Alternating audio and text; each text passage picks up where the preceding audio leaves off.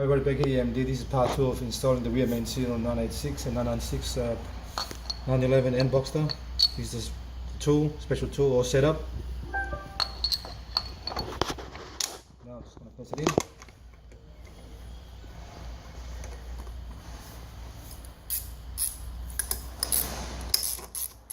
Just looking at this.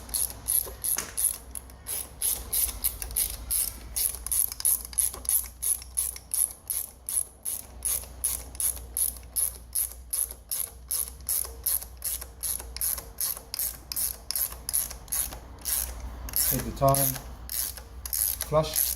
Once it's flushed, take the tool out and you're pretty much done. Alright, putting the tool out now.